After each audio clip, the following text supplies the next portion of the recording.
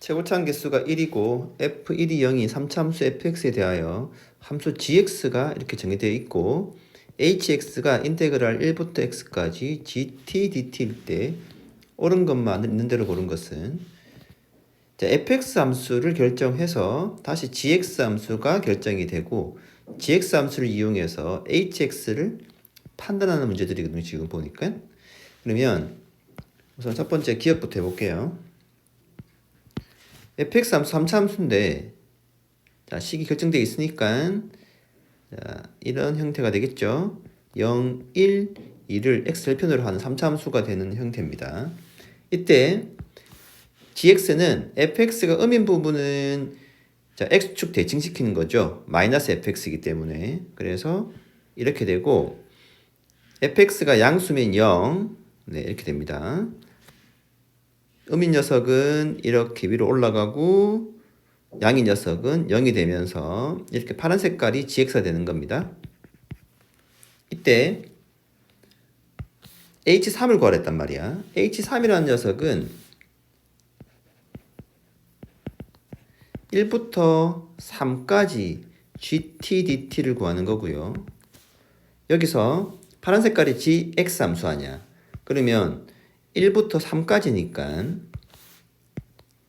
1부터 2까지의 정적분값, 즉 2부터 3까지 0이기 때문에 할 필요 없죠. 그러면 자 1부터 2까지인데 자 뒤집었기 때문에 마이너스 붙이시고 여기에 fx 함수를 적으시면 되겠죠. 그러면 t, t-1, t-2 dt를 계산하시면 되겠습니다. 자, 식 다 나와 있으니까 계산해보면 얘가 4분의 1이 나옵니다. 따라서 기억은 참이고요. 자, 두 번째 니은은요. h2가 양수고 알파 값이 1보다 클 때 f 알파가 0인 실수 알파가 존재하는지 묻고 있는데 일단 3차 함수 문제인데 예를 들어서 자 1은 무조건 전하잖아요. f1 값이 0이기 때문에 자 1은 x절편이 맞고 알파 값이 1보다 큰 상황이라고 합시다. 예를 들면 이런 상황이라고 합시다. 이때 fx 함수는 경우를 이제 다 따져봐야 되는데 3차 함수이기 때문에 x절편이 3개 생길 수가 있잖아. 자 예를 들어서 1보다 작은 거 생겨서 이런 모양 나올 수도 있고요. 또는 1에서 접하는 경우도 있겠죠. 네, 이런 상황도 될 수도 있고 또는 알파가 1보다 큰 상황에서 알파에서 접할 수가 있겠지. 자, 이런 상황이 생각할 수 있겠습니다. 그러면 fx 함수가 결정되었어. 이 상황에서 gx 함수는 fx가 음수인 녀석은 다 뒤집는 거죠. 다 뒤집고 0이 되고요. 자, 뒤집고 0이 되고 다시 뒤집고 0이 되는 자, 빨간 색깔이 gx가야.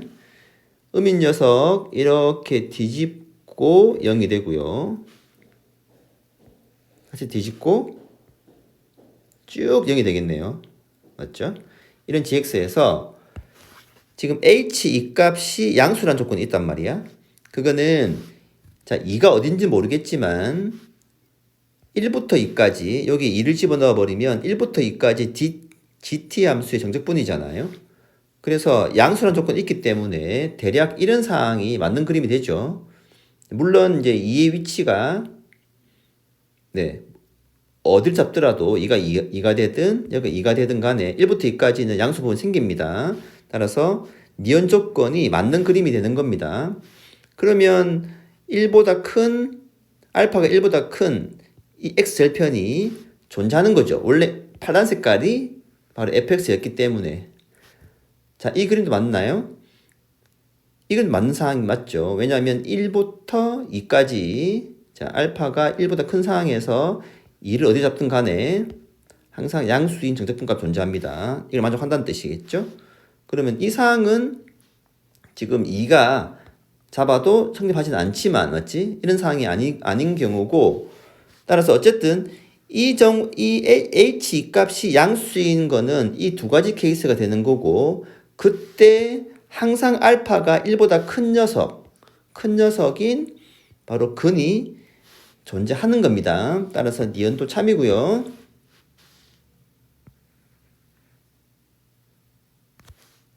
자, 디귿.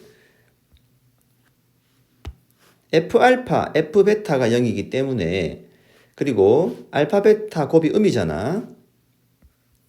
자, 두 가지 케이스인데 어쨌든 얘가 베타가 크다고 합시다. 가능합니다. 이래 버리면 곱이 음이기 때문에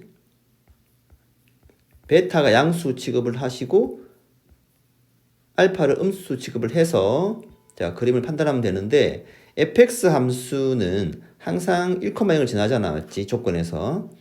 따라서 자, 세 가지 케이스가 나오는데요. 알파는 음수이기 때문에 무조건 1보다 작아.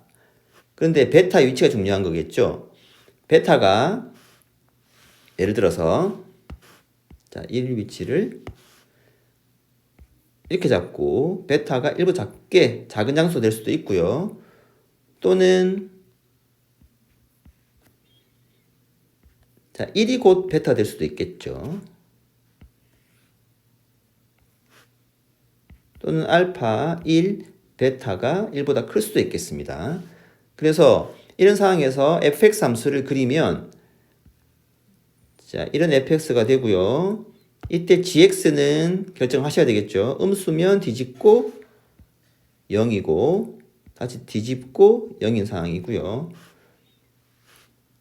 자, 그 다음에 이런 상황에서 접하는 상황이기 때문에 자, fx 함수는 이렇게 접하는 형태를 그리시고 뒤집고 양수면 다 0이죠.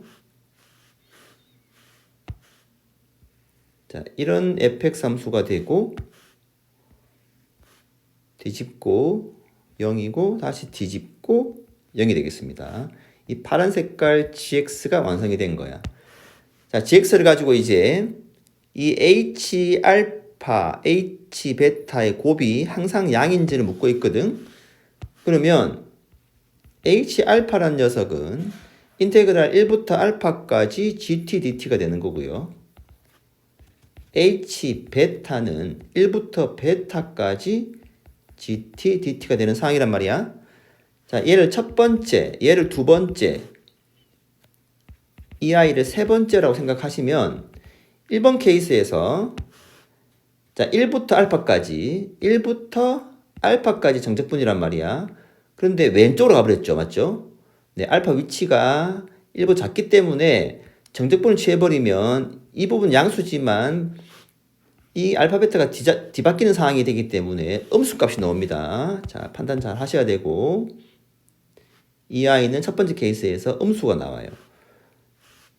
그 다음에 베타는 역시 0부터 베타까지 정적분이죠. 똑같이 음수가 나오니까 자, 곱해버리면 네, 양수가 되겠네요.